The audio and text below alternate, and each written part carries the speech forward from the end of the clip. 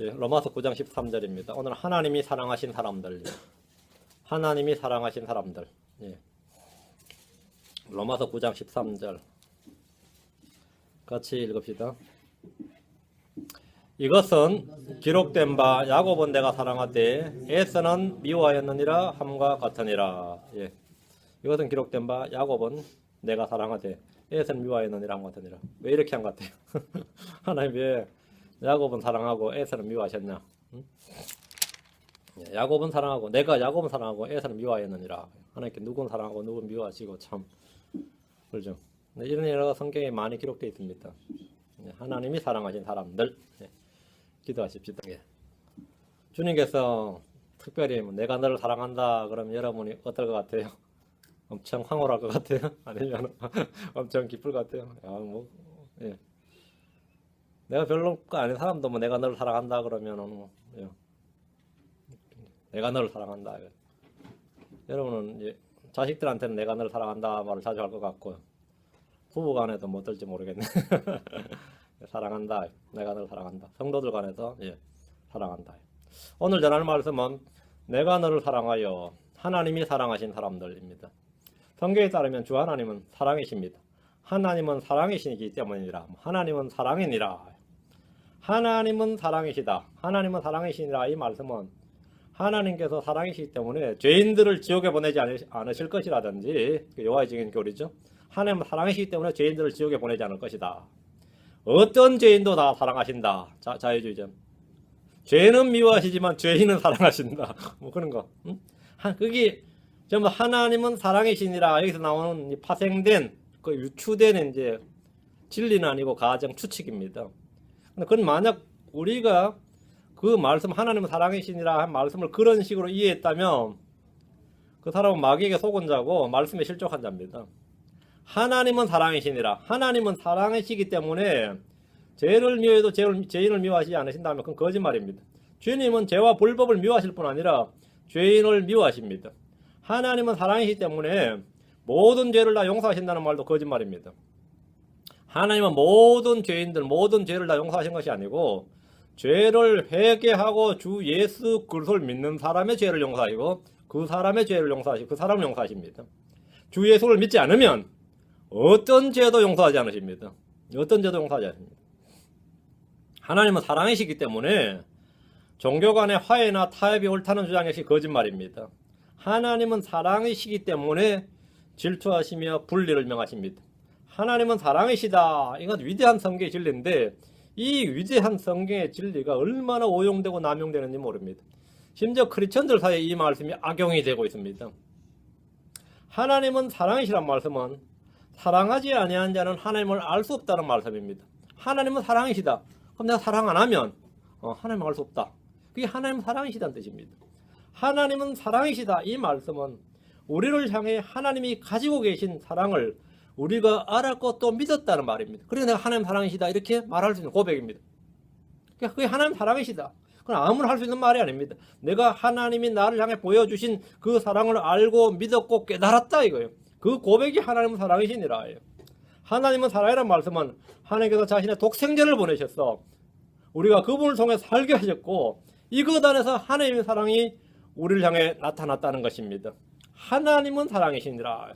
하나님이 사랑이란 말씀은 우리가 하나님을 사랑하지 아니하였으나 그분께서 우리를 사랑하시고 자신의 아들을 보내셔서 우리의 죄들로 인한 화해 형물로 삼으셨다는 말씀입니다.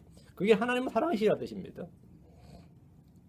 하나님이 사랑이란 말씀은 우리가 주께서 나를 사랑하신 것처럼 우리가 서로 간에 서로 사랑해야 한다는 말씀입니다. 그게 하나님은 사랑이시니라. 하나님 사랑이시면 우리가 피차 뜨겁게 사랑해야 되는구나. 그게 성경적으로 정상적인 반응이고 정상적인 지식입니다. 하나님은 사랑이시니라. 이 말씀은 우리가 하나님을 사랑하고 그분의 명령들을 지켜야 한다는 말씀입니다. 하나님 사랑이시니라. 이 말 딱 들었을 때 우리의 마음속에 뭐가 그럼 우리는 하나님을 사랑하고 그분의 말씀을 지켜야 되는구나. 이렇게 반응이 와야 성경적인 겁니다. 그게 정상입니다. 하나님 사랑이시니까 좀 괜찮겠구나 이러면 그건 속은 겁니다. 그건 속은 거예요. 하나님은 사랑이란 말씀은 우리가 하나님을 사랑해야 된다. 그리고 하나님의 말씀을 사랑해야 된다. 하나님의 사랑으로 우리는 사랑해야 하는 자, 서로가 사랑해야 되는 자들이란 의무와 특권을 언급하는 겁니다. 결코 죄인들을 지옥에 보내지 않으시고 누구나 용서하시고 구원하실 것이다, 뭐 이런 말씀이 아닙니다. 하나님은 사랑이시란 말씀은 사랑하지 않는 자들은 하나님께 속하지 아니하므로 저주와 정죄를 받게 될 것이라는 엄중한 경고와 심판의 말씀이기도 합니다. 하나님 사랑이시니라 그러면 너 지금 사랑 안 하면 근데 하나님 알지 못한다 이거예요. 그게 하나님 사랑이시니란 말 뜻입니다. 크리스천들이 너무나 자주 하나님은 사랑이시니라 하나님 사랑이시니라 이렇게 사용하지만 그 의미가 완전히 왜곡되어 버린 말씀이 이겁니다. 하나님은 사랑이시니라. 이 시간은 주 하나님이 사랑하신 사람들에 대해서 말씀을 살펴보겠습니다. 주님께서는 누구나 사랑하시고 아무나 사랑한 것이 아닙니다. 주님은 누구를 사랑하셨는지 성경 그 대상을 분명하게 말씀하셨습니다. 잠언 8장 17절 21절 잠언 8장 17절 21절 주님이 사랑하시는 사람,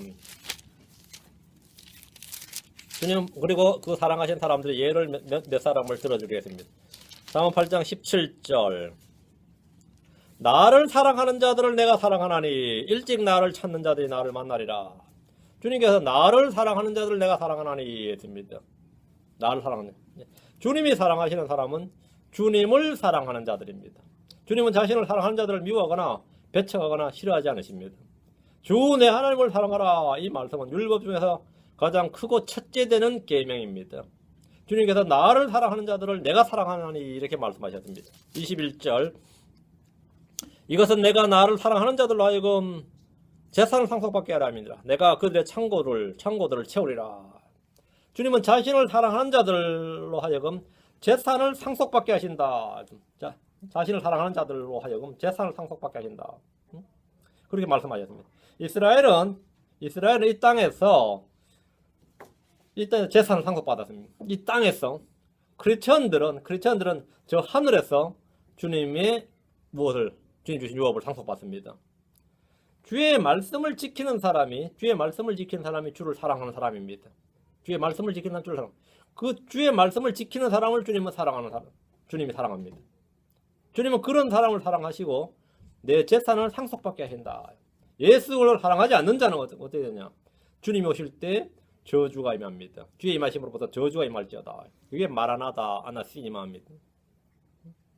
주님께서 사랑하신 사람 몇을 보겠습니다.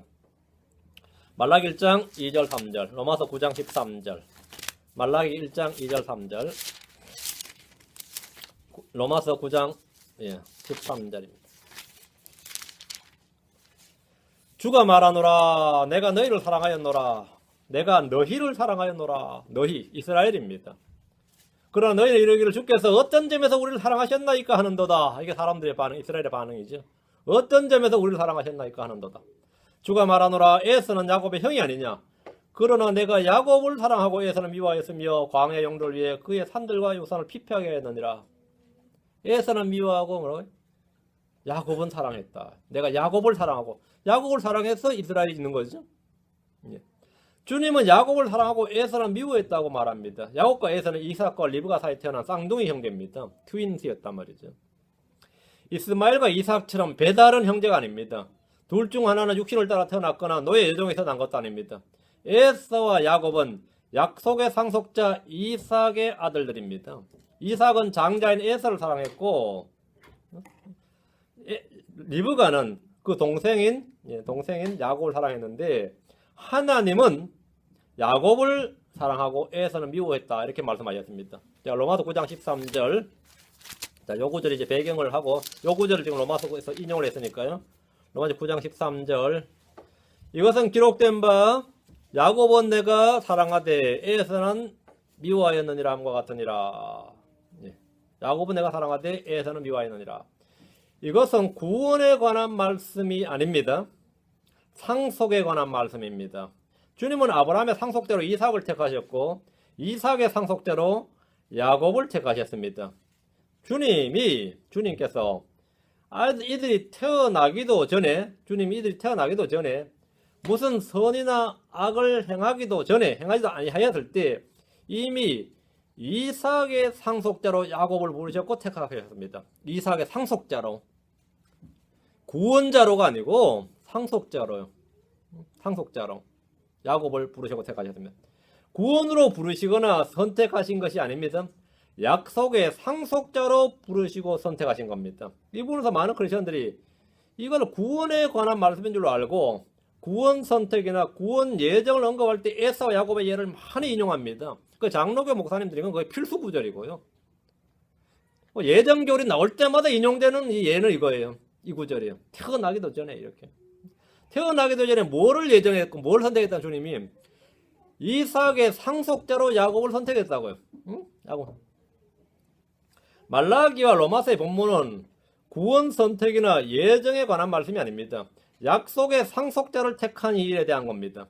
하나님의 계획과 목적은 사람의 행위나 노력이나 업적이나 인격이나 재산이나 혈통이나 뜻이 아니라 하나님의 부르심에 있음을 알려주기 위해서 주님께서 그들이 태어나기도 전에 무슨 선악을 행하기 전에 이미 미리 말씀해 주신 겁니다. 이유가 그겁니다. 하나님이 에서를 미워해서 그의 혼을 저주하거나 지옥에 보내신 것이 아닙니다. 하나님은 에서를 복 주셨습니다. 하나님은 에서를 복을 주셨어요. 주님께서 에서에게 세일산을 소유로 주셨고 요소 24장 4절에 보면 세일산을 소유로 주셨고 이삭은 야곱뿐만 아니라 에서에게도 축복을 했습니다. 복을 줬습니다. 에서가 복을 구했을 때 상속자로서의 복을 얻을 그거는 얻지 못했어요. 이미 야곱에게 복을 줬기 때문에 그건 돌이킬 수가 없는 거였습니다. 그건 안 되는 일이었고 땅에게서는 줬습니다. 그의 아버지 이삭이 그에게 대답하여 이르되 보라 내가 거할 곳은 땅의 기름진 곳과 위로부터 내리는 하늘에 이슬의 기름진 곳이니라. 이게 에서가 받았던 복입니다. 그리고 그것만이 전부가 아닙니다. 이후에 있을 일들에 대해서도 복을 빌어줬습니다. 히브리 11장 20절에 보면 믿음으로 이삭은 다가올 일들에 관하여 야곱과 에서를 축복하였으며 이래 되어 있습니다. 야곱을 축복하였으며 그렇지 않고 야곱과 에서를 축복하였으며 이래 되어 있습니다.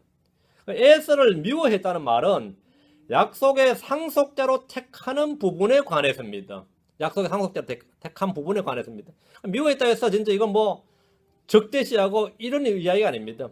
이쪽을 선택 한 개밖에 없는데 이쪽을 선택하면 이쪽은 자동으로 뭐죠? 선택 배제되는 거죠. 그런 차원에서 미워했다는 말입니다. 야곱을 사랑하고 에서를 미워했다는 말은 그런 의미예요. 야곱이 말이에요. 12아들 중에서 요셉을 사랑했죠.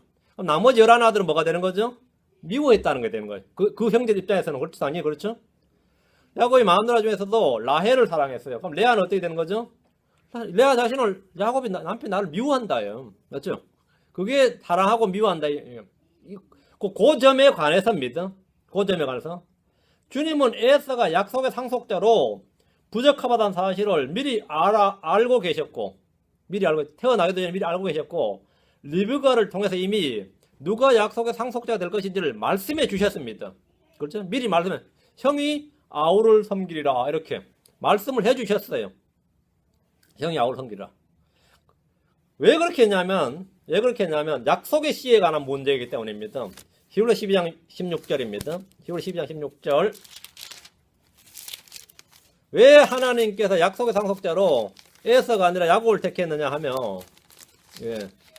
약속의 씨에 관한 부분이었기 때문에 약속의 씨에 대해서 여러분 딱 마음을 두시면 됩니다. 히브리 12장 16절. 이것은 음행하는 자나 혹은 먹을 것 한 조각을 위해 자기의 장자권을 판 에서와 같이 속된 자가 있지 아니하게 하렵니다. 에서에 관한 평가가 뭐냐면 음행하는 자, 속된 자입니다. 음행하는 자, 포니케이터죠. 음행하는 자는 뭐가 안 된다고 성경에 따르면 신약에도 계속 나오는 반복되는 진리가 음행하는 자는 상속을 받지 하나님의 왕국을 상속받지 못하리라 합니다. 음행하는 자는 상속받지 못할. 그리고 에서는 상속자가 될 수 없었던 겁니다. 음행하는 자가 되면 약속의 씨가 혼잡해집니다. 씨에 혼잡이 있으면 그건 있을 수 없는 일이. 씨에 대한 혼잡은 주님께서 항상 강권적으로 개입하시는 부분이에요. 그래서 하나님께서는 음행하는 자 이건 상속자가 못 되는 거죠. 그다음 속된 자 그랬는데 사람이 죄를 짓고 실수하고 이런 차원이 아니에요. 속된 자, 세속화된 자는 이 속된 자라는 것은 영적인 일에 관심이 없는 자입니다. 하나님의 약속을 상속받고 말씀 약속을 계속 이어받아야 되는데 속된 자는 이건 완전히 이분에서 도저히 이거는 상속자가 될 수가 없어요. 속된 자들. 그래서 하나님께서는 이미 복 중에서 에서는 아니고 야곱이다. 이렇게 말씀을 해주신 거죠. 약속의 상속자의 핵심은 씨에 관한 것이고 음행하는 자는 씨를 혼잡하게 하고 더럽히는 자이기 때문에 상속자로 부적합하고 주님께서 내가 에서를 미워하여 노라 하신 것입니다. 그래서 에서는 상속자로 선택해서 제외됐다. 미움받았다. 거기에 바로 미움받았다는 뜻입니다.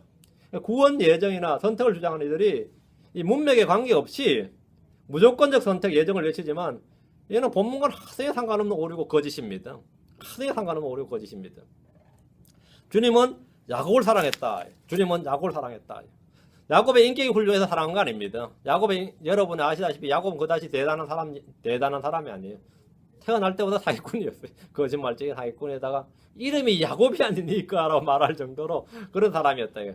주님의 계획과 선택이다. 주님은 누구를 선택하신가를 야곱을 선택했다. 이 말은 결국 뭐냐면 주님은 누구를 선택한다. 이게 이때 누구를 선택이죠? 예수를 믿는 자를 선택한다. 주님이 사랑하신 사람도 한 명은 솔로몬입니다. 사무엘하 12장 24절, 느헤미야 13장 26절. 사무엘하 12장 24절입니다. 사무엘하 12장 24절, 느헤미야 13장 26절.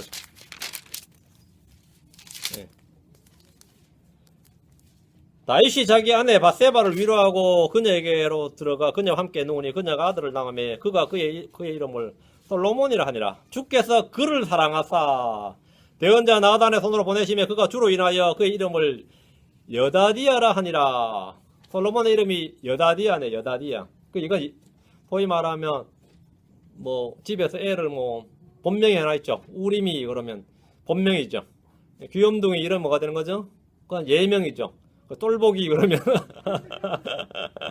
근데 솔로몬 이게 본명이고 여다디아는 예명인데 여다디아란 뜻이 뭐냐면 하나님의 사랑받는 자란 뜻입니다. 하나님이 사랑하시는 자란 뜻이. 요즘 우리말로 하면 귀염둥이, 사랑둥이 뭐 이런 거죠. 하나님이 사랑하시는 자, 여기 여다디아입니다. 그래서 솔로몬을 낳았는데 대언자 나단을 통해서 주님이 내가 솔로몬을 사랑한다고 하니까 여다디아라 불렀다. 하나님 사랑하신 사람이라 이렇게 이름 불렀다는 거죠. 이건 예명이죠. 하나님은 솔로몬을 사랑하신다는 뜻을 대언자 나단을 통해서 다윗에게 전달을 했습니다. 하나님은 솔로몬의 이름을 직접 지어주셨고, 그 역대기상 22장 9절에 보면 솔로몬의 이름을 직접 지어주셨고, 그를 사랑하신다 이렇게 공포를 했어요. 그 여다디아라 불렀습니다. 주님은 솔로몬이 안식의 사람이 될 것이며 그의 날들의 화평과 안정을 이스라엘에게 주고, 그는 내 아들이 되고 나는 그의 아버지가 되어 그의 왕국의 왕자를 영원토록 이스라엘 위에 굳게 세우리라 이렇게 말씀하셨습니다.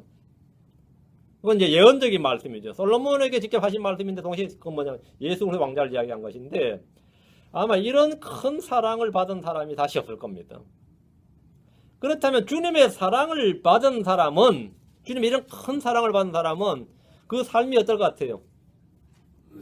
영적이고 경건하고 거룩하고 의롭고 평생 주님을 두려워하고 그게 상식적으로 부합이 되죠.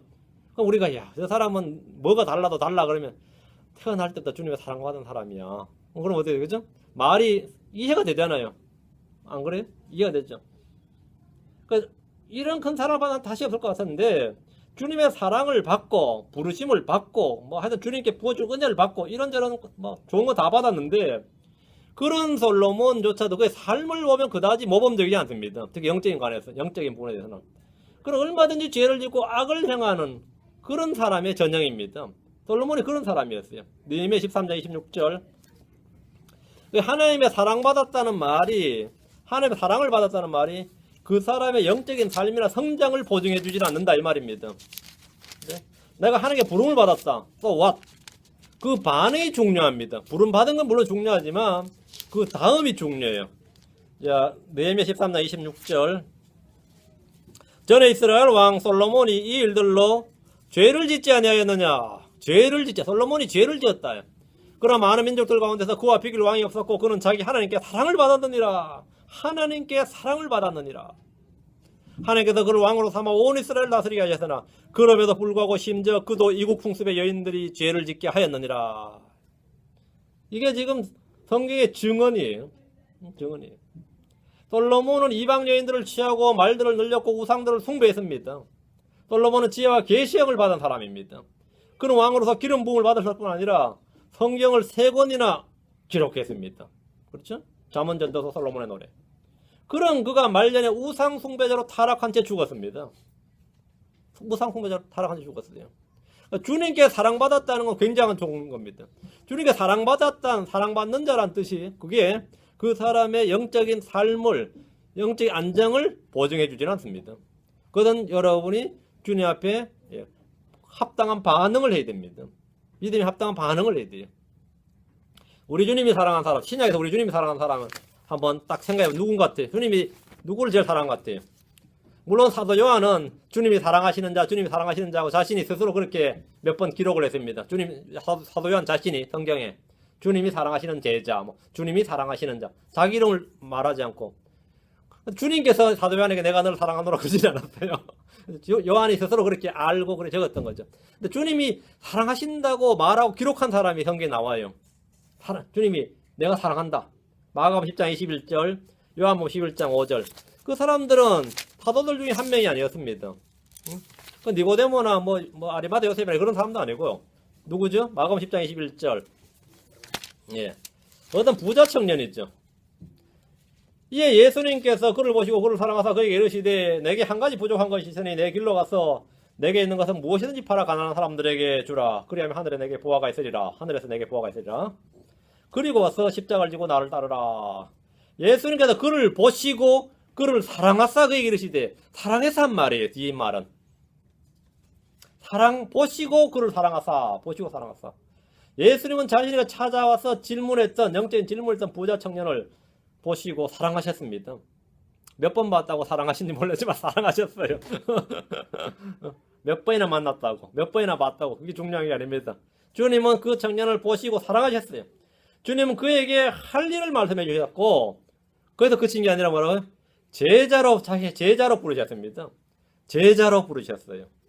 주님께서 사랑했다면 그는 위대한 믿음의 사람이 되거나 타의 추종을 불허하는 놀라운 일을 하는 사역자가 되든가, 의롭고 거룩한 인격을 갖춘 어떤 사람이 되든가. 그렇다면 당연하죠. 주님이 사랑하셔서 불렀는데,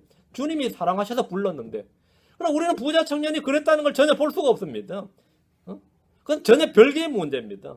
주님의 사랑을 받았지만, 주님의 부르심을 받았지만 그 부르심에 순종하지 않았습니다. 그는 주님을 떠났습니다. 주님을 떠났어요. 주님을 떠났으니까 주님이 어떻게 하겠어요? 이런 괘씸한 놈이 있나? 그런 것도 물론 아니고, 그렇죠? 그건 물론 아니고요. 그냥 떠났어요. 그 제자가 못 됐어요. 이는 예정론이나 운명론이 얼마나 헛된 거짓이고 오류인지를 잘 보여주는 말씀입니다. 주님이 부르시고 택하시면 그가 아무리 발버둥을 치고 피하려고 해도 무슨 일을 해도 결국은 다 주님의 뜻대로 되고 만다. 이게 장로교 예정교리고 운명론입니다. 주님이 부르셨는데 지가 무슨 재주로 피할 건데? 주님이 사랑하시고 불렀는데 자기가 무슨 용빼는 재주가 있다고 피할 거냐? 그런 말도 안 되는 주장이 오늘 한국 장로교의 교리예요. 그리고 그런 목사님들 은근히 그런 설교를 많이 하죠. 하나님 부르시고 택하시면 지가 무슨 수가 있다고 60이든 70이든 결국은 돌아오고 말더라고요. 안 그렇습니다. 전혀 그렇지 않아요. 주님이 불렀던 사랑했던 그 사람이 떠나면 떠나는 겁니다. 다시 돌아오려면 그 사람이 회개해야 되는 겁니다. 이건 운명론이지. 운명론, 예정론, 이건 전부 사실 이교도들의 종교상 교리지 성경의 교리가 아닙니다. 주님이 부르셨지만 그 부르심에 응답하고 안 하는 것은 전적으로 듣는 이의 선택과 결정입니다. 한국의 수많은 목사님들이나 선교사님, 부흥사들의 소명 간증 중 하나는 언젠가 자신이 목사로 부르심을 받았는데 거부하고 피하고 도망하고 별짓을 다 했지만 결국 목사가 되었노라. 이런 식의 간증, 그런 주장이 수두룩하죠. 무당에게 신내림을 받은 사람이 피할 길이 없이 무당이 되었다는 것과 똑같은데 성경이 가르친 건 정반대입니다. 목사는 무병이 되는 사람들이 아닙니다. 목사 안 하겠다 그러면 안 하는 것이지, 주님이 부르셨는데 안 하겠다면 안 하는 것이지, 피하고 도망가고 했는데 주님이 결국은 돌이켜서 목사시키고 말할까, 내가 지금 이 자리에 섰습니다. 이런 식의 간증은 다 거짓말입니다. 그 사람은 주님이 부르신 사람이 아닙니다. God called preacher가 아니라 내가 볼 땐 그건 소문자 가시에요. God called preachers. 그건 절대 그런 일은 성경에 없습니다. 그런 일은 없어요. 주님의 부르심을 받았지만 거부한 사람들은 아무도 제자가 되지 못했습니다. 주님은 제자를 얻기 위해서 삼고초려의 예를 갖추지 않습니다. 네가 없으면 우리 교회가 안 된다. 하나님께서 네가 없으면 내가 이 반석에 교회를 세워야 되는데 네가 없으면 교회를 못 세운다. 제발 나의 제자가 되어다오. 네가 인재다. 그런 일은 없어요. 하나님께서 그런 일은 없어요. 하나님이 하나님이 유비고 여러분 중에 하나가 제갈 공명이나 된 것처럼 주님이 나한테 계속 부탁하시는데 내가 어떻게 하면 좋겠냐고. 그런 일은 성경에 그런 예가 없습니다. 그런 예는 없어요. 그런 수많은 간증들을 하는 목사들 간증 다 거짓말입니다. 다 거짓말이에요. 앞으로 여러분 그런 간증 들으면 저 사람 하나님 부르신 프리처가 아니다 이렇게 생각하면 그 100% 맞습니다. 그 100% 맞아요. 주님의 부르심이나 택하심을 받은 사람들 중에서 죄를 짓고 배교한 사람들은 부지기수입니다. 주님의 부르심을 받았다는 자체가 보증이 되는 거 아니에요. 솔로몬이 그랬고 사울왕이 그랬습니다. 우리는 부르심을 받았습니다. 그럼 자동적으로 영적인 사람이 됩니까? 우리가 부르심을 받았어요. 그럼 자동적으로 영적인 사람이 되고 무슨 짓을 해도 결국은 뭐 되고야 말더라. 그렇지 않습니다. 부르심이 합당한 삶을 살기 위해서 성령의 인도함을 받고 진리에 순종을 해야 됩니다. 요한복음 11장 5절입니다. 하나님의 사랑받는 사람들이네. 요한복음 11장 5절.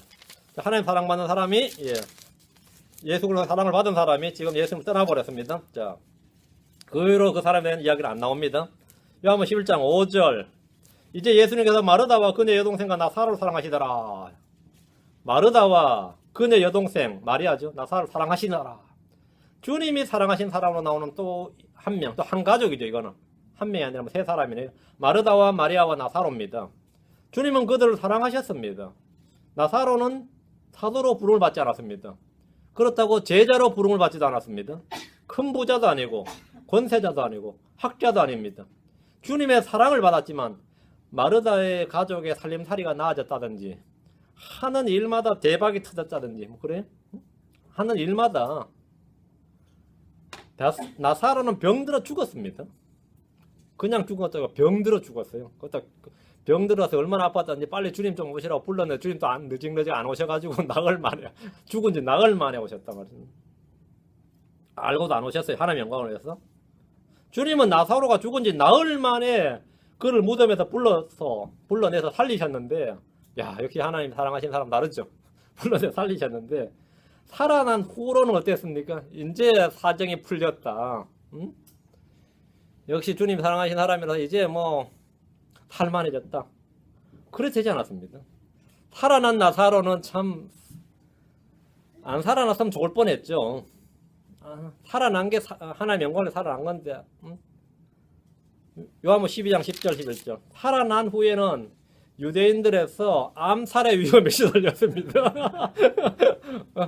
나사로가 살아난 뒤로는 도망다녀야 돼요. 그 동네에서 편하게 살거나 트나잇 쇼에 나가서 내가 어떻게 나흘 만에 다시 살아났느냐 간증하고 다니는 게 아니라 요즘 같았으면 뭐 내가 본 천국과 지옥 뭐 간증도 하고 말이죠. 예수님은 날 이렇게 살리셨다든지 뭐 이러면 간증 집회만 돌아다녀 회당마다 한 번씩만 돌아다녀도 그죠? 돈벌이 되죠. 나사로 완전 살판 나지.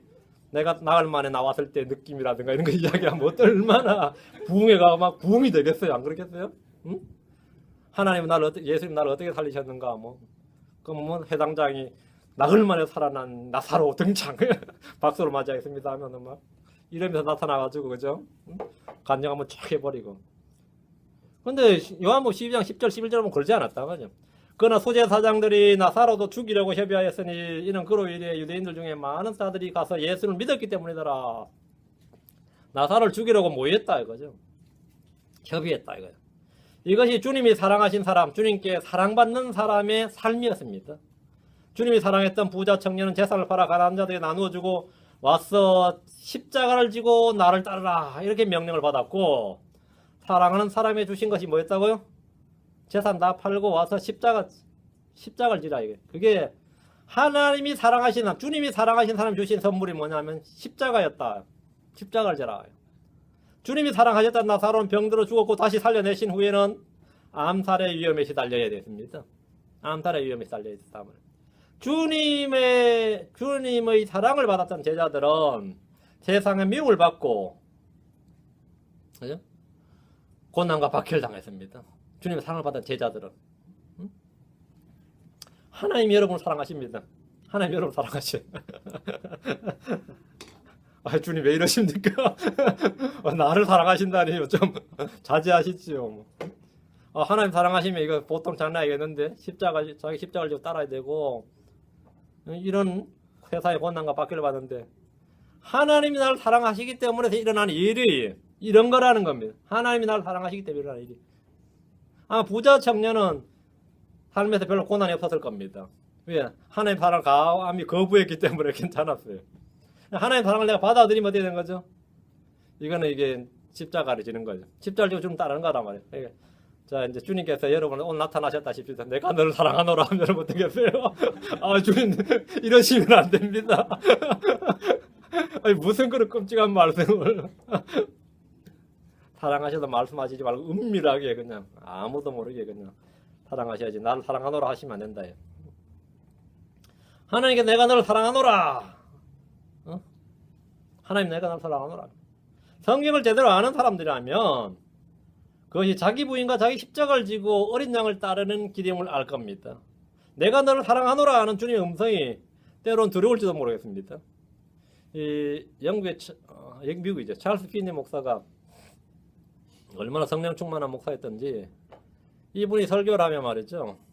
성도들이 전부 다 그냥 회개하고 자복하고 주님을 믿고 그런 일들이 한두 번 있었던 게 아닌데 이 동네 예를 들어 이 세리토스에 이 노력에 이 동네에 부흥회 3일부터 7일까지 신년 부흥회를 합니다. 그러면 기차를 타고 그 양반이 들어오면 그때부터 이 동네 분위기가 바뀌었다 그래요. 그리고 그분이 집회하고 가면 그 동네 여관과 술집 다 문 닫았어요. 그 시티에 여관과 술집 다 문 닫았어요. 완전히 동네가 바뀌어버린 거죠. 근데 그 양반이 한 말이 이제 여러분이 성령 충만을 많이 구하는데 성령 충만의 결과가 어떤 것인 줄 알면 주여 제발 성령을 부어주지 마옵소서 할 거라 그랬는데 성령 충만의 결과가 어떤 것인지 알면 주여 제발 나에게 성령을 부어주지 마옵소서 그렇게 할 거다.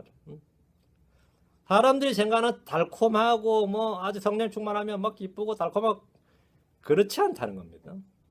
하나님 나를 사랑하신다는 한마디 말씀에 좀 내가 뭘 못하겠나 싶은데 하나님이 사랑하시는 사람들의 삶이 어떤 것인지 여러분이 한번 딱 살펴보시면 이게 장난이 아니구나 하는 걸 알게 될 겁니다. 그래서 하나님 사랑을 받고 싶죠. 그래서 내가 주님께서 딱 오셔서 내가 너를 사랑하노라 하면 얼마나 좋겠어요. 성경은 주님께서 자신이 사랑한 자를 어떻게 대해주는지 말씀하셨는지 잠언 3장 12절 잠언 3장 12절 주님께서 자신을 사랑하는 자들에게 무엇을 주시는가 합니다. 주님 자신을 사랑하는 자들에게 무엇을 주시는가. 자, 첫째 어떻게 대하시는가. 선물 공세를 하신다 이런 건 아니에요. 잠언 3장 첫째 바로 잡아주십니다. 아버지가 자기가 기뻐하는 아들을 바로 잡아주시는 것 같이 주께서 자신이 사랑하는 자를 바로 잡아주시느니라. 자신이 사랑하는 자를 뭐 해준다? 바로 잡아주시느니라. 하나님은 자신이 사랑하는 자를 어떻게 해주시냐면 첫째가 바로 잡음입니다. 커렉션이다. 바로 잡음이에요. 이것은 큰 고통을 동반합니다. 바로 잡히는 건 큰 고통을 동반합니다. 둘째, 징계하시고 채찍질 하십니다. 징계하시고 채찍질은 10월 12장 6절 7절 하나님은 자신이 사랑하는 자를 어떻게 하시느냐. 첫째 바로 잡아주신다. 둘째 10월 12장 6절 7절 10월 12장 6절 7절 주께서 사랑하는 자를 친히 징계하시고 자신이 받아들이는 아들마다 채찍질 하셨느니라. 너희가 징계를 견뎌내면 하나님께서 아들을 대하듯 너희를 대하시나니 아버지가 징계하지 않는 자가 무슨 아들이냐. 이것이 사랑의 증거입니다. 하나님 자신이 사랑하는 자를 뭐 하겠다? 징계하신다. 징계와 채찍질은 주님이 사랑하는 자들, 받아주시는 자들에게 행하는 아버지로서의 직무입니다. 셋째, 계시록 3장 19절 하나님이 사랑하는 자에게 하는 일입니다.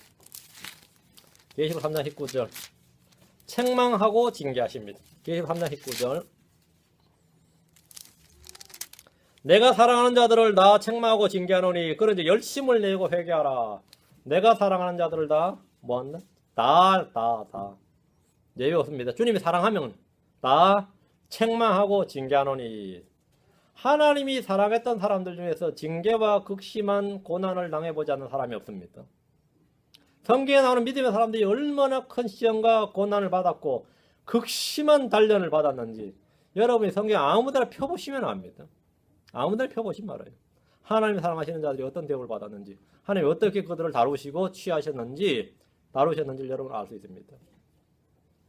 하나님 사랑하셔가지고 뭐 나불나불대면서 뭐 방언하고 그런 거 아닙니다. 성경에 그런 예가 없습니다. 하나님이 사랑하신 대상 중에 가장 빈번하게 언급되는 대상은 이스라엘입니다. 예레미야 3장 13절, 호세아 11장 1절. 하나님 사랑하신 자를 이렇게 대하신다고 했으니까 앞으로 이렇게 대하시는 거죠. 예레미야 3장 13절. 예레미야 아닌데 31장 3절. 제가 잘못했네요.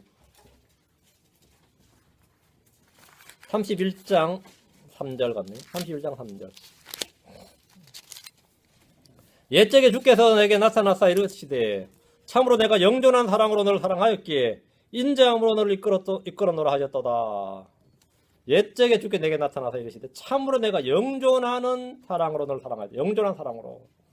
이 구절은 이스라엘 향해 하신 말씀인데 주님은 이스라엘을 사랑하셨다.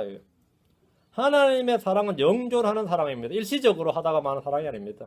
그러나 이스라엘은 주님을 사랑하는 대신에 이방신들을 사랑하고 불법과 음행을 사랑했습니다.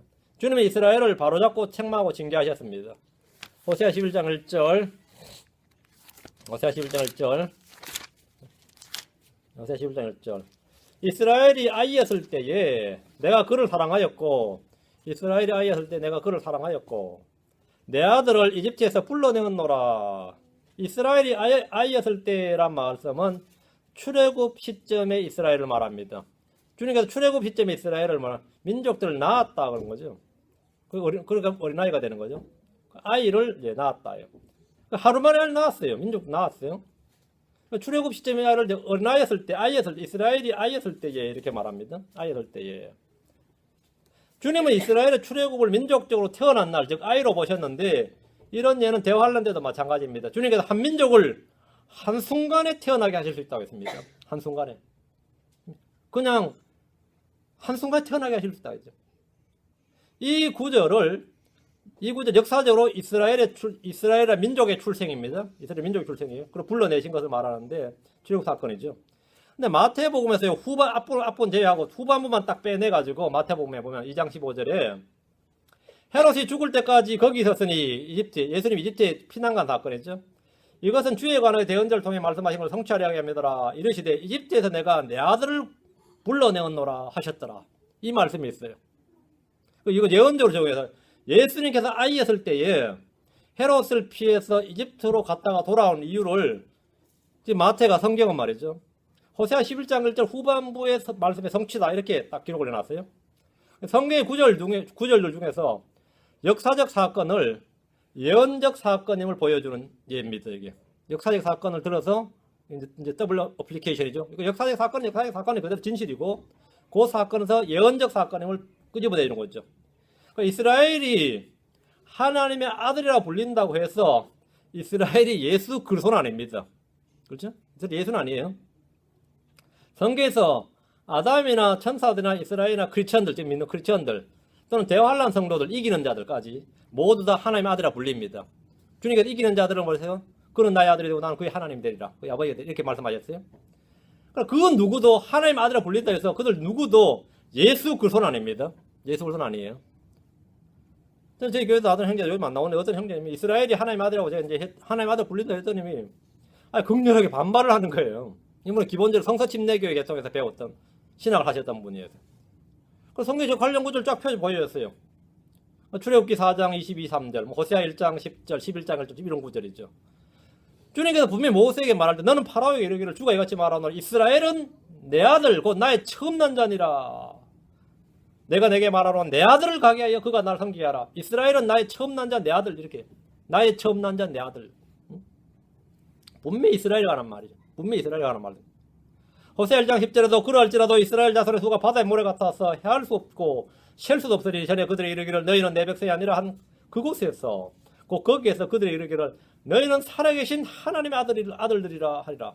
너희는 하나님의 아들들이다. 이렇게 이스라엘이 하는 말씀입니다. 주님께서 크리스천들이 아니라 이스라엘 자손들을 일컬어서 하신 말씀이 이겁니다. 방금 전에 살펴본 호세아 11장 1절에서 이스라엘이 아이였을 때 내 아들을 이집트에서 불러내었다 이렇게 분명히 말합니다. 이스라엘이 내 아들이다. 이거 이스라엘이 내 아들이다. 그러면 이 말씀을 보여줄 때 이 반응이 중요합니다.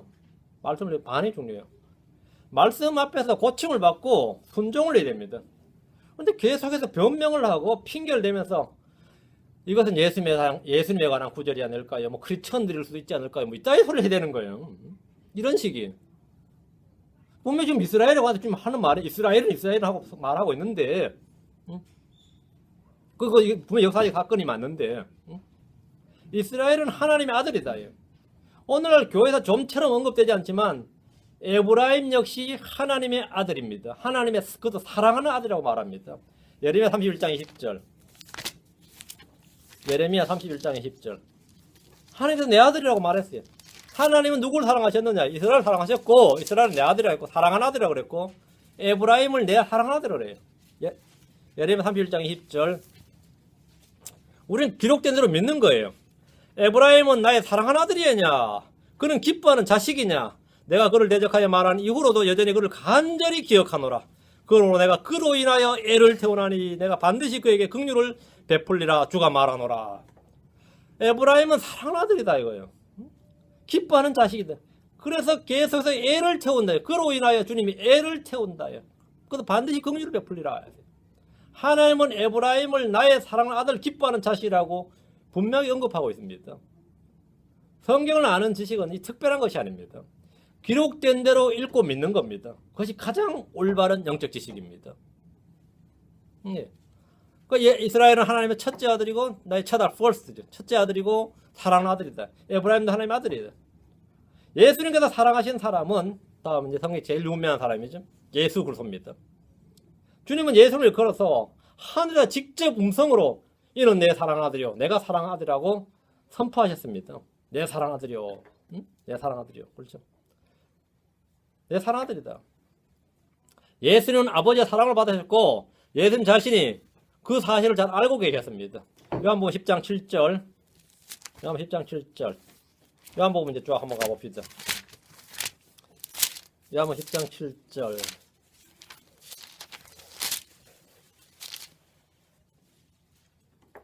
이러므로 내 아버지께서 나를 사랑하시나니 이는 내가 내 생명을 다시 취하려고 것을 내놓기 때문이라.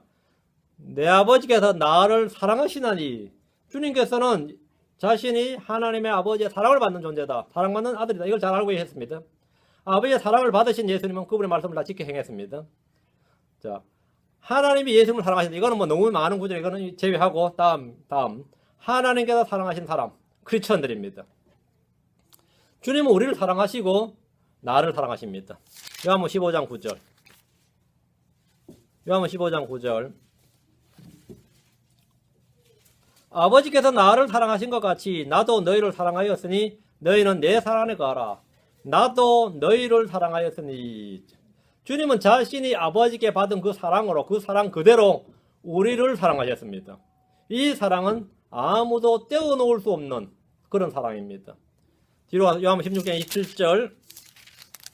16장 27절.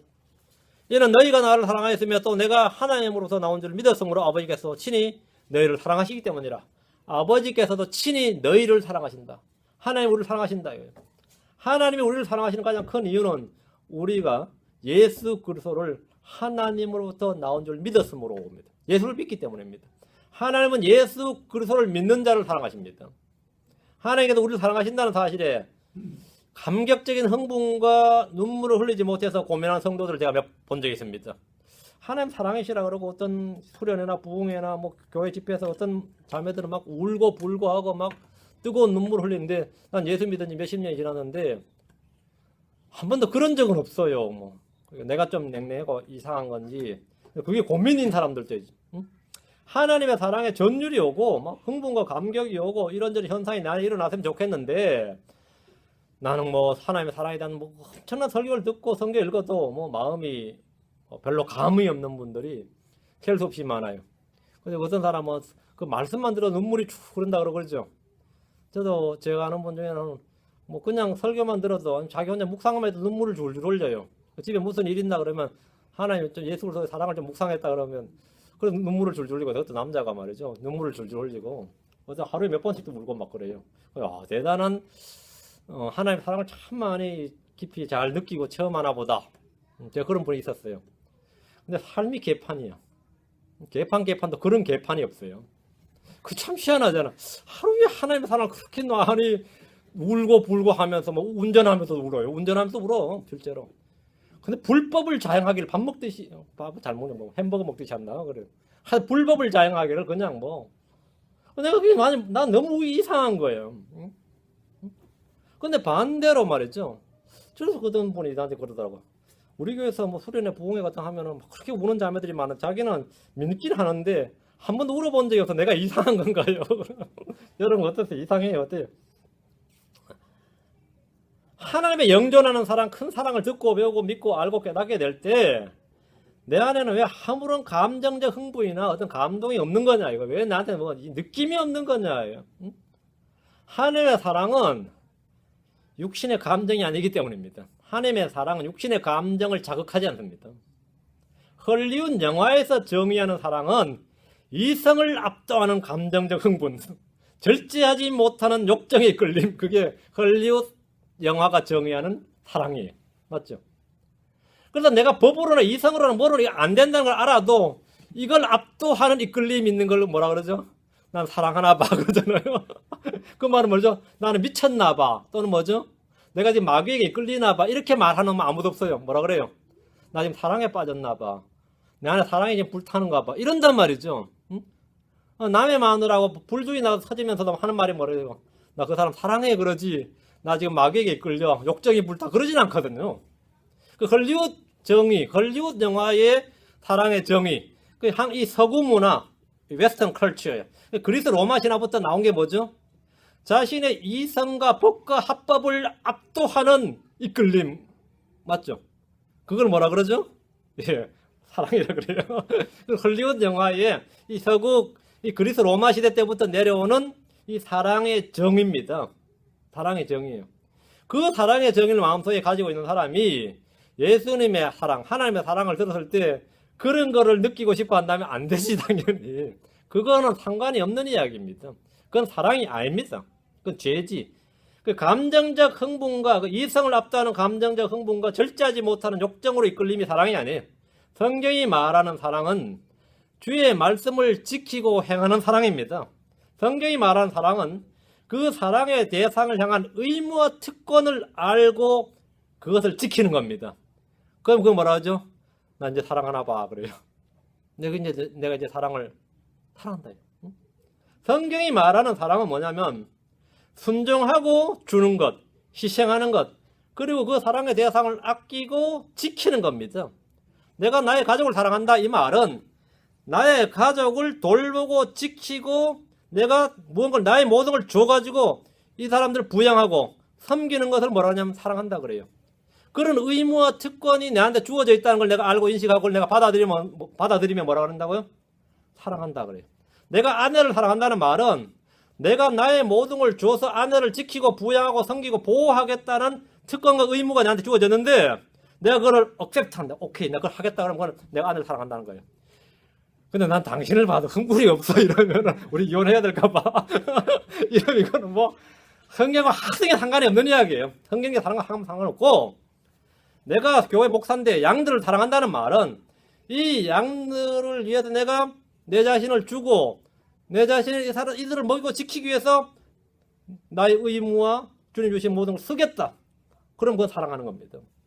회피하지 않고 그게 내가 사랑하노라예요. 사랑하다. 내가 하나님을 사랑한다는 말은 뭐죠? 내가 하나님이 주신 명령과 말씀을 그걸 은혜로 알고 그걸 의무로 특권으로 지키고 섬기고 순종하겠다. 하겠느냐? 아멘. 하겠다. 예스. 내가 하나님을 사랑하는 겁니다. 거기에 뭐 이성을 압도하는 흥분과 이끌림이 있을 수가 없지. 그러니까 여러분 뭐 울고 불고 하는 데 대해서 부러워하지 말고요. 아무것도 아닙니다. 물론 그렇게 되면 뭐 없는 것보다 낫겠죠. 근데 그렇게 되는 것고 그 뒤를 잘 보셔야 돼요. 그런 사람이 어떤 삶을 사는 걸 잘 보셔야 돼요. 그게 과연 성례 열매가 맞는지, 지 혼자 그냥 울고불고 감수성이 예민하고 마음이 센티멘털해져 가지고 심리적 치료를 필요하는 지금 감정적 사랑인지. 너 너무 자주 그러면 약 좀 먹으라 그래요. 교회 와야 될 사람이 아니라 그 사람 정신병원에 가야 될 사람이야. 응? 그런 사람도 있죠. 근데 그걸 간증하고 나 하루에 몇 번 울어요. 그래. 지금 울지 말고, 지금 울 때가 아니에요. 일을 해요. 지금 이거 울 때가 아니라고, 지금 섬기라고. 그게 사랑이에요. 응? 말과 혀로 사랑하는 게 아닙니다. 행함과 진실로 하는 겁니다. 행함과 진실로 하는 거예요. 성경이 말하는 사랑은 감정적 흥분이나 느낌이나 기분이 아닙니다. 전혀 그런 게 아닙니다. 하나님의 사랑은 영적이기 때문에 육신의 감정을 자극하거나 흥분시키지 않습니다. 그걸 시킨다 그러면 그게 잘못된 겁니다. 그렇게 될 수가 없습니다. 하나님은 누구를 사랑하는가? 고린도후서 9장 7절입니다.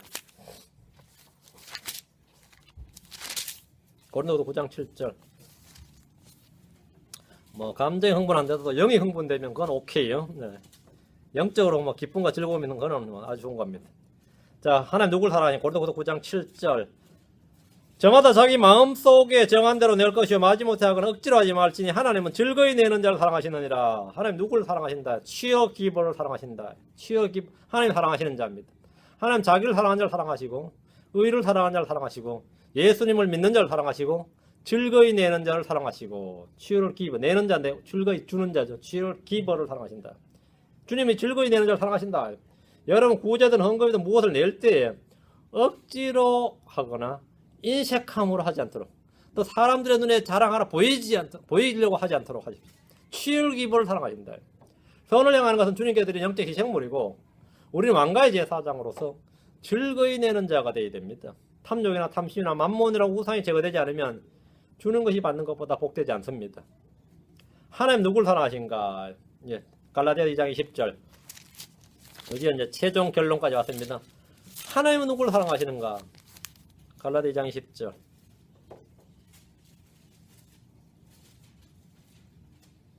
내가 그리스도와 함께 십자가에 못 박혀 있으나 그럼에도 불구하고 사노라. 그러 내가 아니요 그리스도께서 내 안에 사시느니라. 나는 지금 내가 육체 안에서 사는 삶을 나를 사랑하사 나를 위해 자신을 주신 하나님 아들의 믿음으로 사노라. 나를 사랑하사 나를 위해 자신을 주신. 이 사랑이란 말 뒤에 항상 붙는 말이 뭐 주사 아니면 죽으시고 뭐 이런 겁니다. 주사. 주님은 나를 사랑하사 나를 위해 자신을 주셨습니다. 주는 사랑입니다. 사랑은 자신을 주는 겁니다. 사랑은 말과 혀로 살 수 있는 것이 아닙니다. 사랑은 행함과 진리로 사는 것인데 사랑하면 뭔가를 주는 정도가 아니라 자기 자신을 주어야 합니다. 하나님은 세상을 사랑하셔서 자신의 독생자를 주셨습니다. 자신의 독생자 안 주셨으면 사랑 안 한 거죠. 사랑하셔서 주셨어요. 사랑하면 뭐 해야 된다고요? 줘야 된다고요. 예수님 우리를 사랑하셔서 우리를 위해 자신을 향기로 냄새의 헌물과 희생물로 주셨습니다. 들이셨고 주셨고 자신의 피로 우리의 죄들에서 우리를 씻으셨습니다. 무언가를 했다. 사랑하사 뭐뭐 하셨느니라. 예수님은 교회를 사랑하셔서 교회를 위해 자신을 주셨습니다. 사도 바울은 동족들을 사랑했기 때문에 자신이 저주를 받는 것도 마다하지 않고 자신을 동족들에게 줬습니다. 양들을 사랑하는 목자는 양들 위해 자기 목숨을 내어놓습니다. 주는 겁니다. 아내를 사랑하는 아담은 아내를 위해 자신을 주었으면 죽었습니다. 이것이 사랑하는 겁니다. 이게 사랑하는 겁니다. 이게 사랑하는 겁니다. 하나님은 나를 사랑하셨습니다. 그래서 나를 위해 자신을 주셨습니다.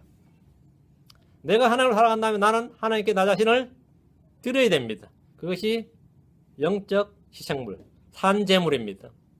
우리 자신을 먼저 주께 드려야 됩니다. 그게 주님을 사랑하는 겁니다. 다음에 주의 말씀을 지켜 행하는 겁니다. 그게 사랑입니다. 오늘 우리는 하나님께서 사랑하시는 사람들에 대해서 말씀을 살펴봤습니다. 하나님 우리를 사랑하셨습니다.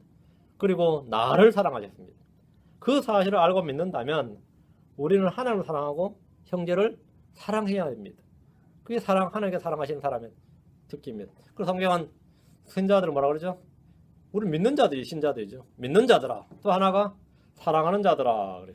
사랑하는 자들아. 우리가 사랑 안 하면 사랑하는 자들아 할 때 민망하죠. 성경에서 사랑하는 자들아, 사랑하는 자들아 말이 나올 때 크리스천들을 일컬어서 사랑하는 자들아. 크리스천들은 사랑하는 자들입니다. 하나님을 사랑하고 그분의 말씀을 사랑하고 그분의 명령대로 형제를 사랑하는 자들입니다. 믿는 자들아 그러면 그냥 뭘 아무나 믿는 건 아니죠. 하나님을 믿고 예수를 믿고 그분의 말씀을 믿는 자들이죠. 우리는 믿는 자들아, 사랑하는 자들아, 사랑하는 자들아, 너희가 사랑하는 자들아. 계속 반복되는 말, 사랑하는 자들아. 사랑하는 자들아 이 말은 성경 필사자가 뭐 사도 바울이나 요한이 내가 너희를 사랑한다 해서 사랑하는 자들 아니야. 그냥 성도들 일컬어서 사랑하는 자들아. 성도들은 서로 사랑하는 자들이다 이 말입니다. 크리스천들을 일컫는 말이 믿는 자들, 사랑하는 자들, 뭐 하나님의 가족들 별게 다 있지만 쓰일 때마다 용도에 다 있지만 그중 하나가 사랑하는 자들아 입니다. 사랑하는 자들아. 우리 전보다 뭐 하는 자들이라고요? 사랑하는 자들아. 사랑하는 자들아. 이 말씀을 믿는다. 우리는 하나님 사랑하고 형제를 사랑해야 됩니다. 자, 오늘 여기까지 기도합시다.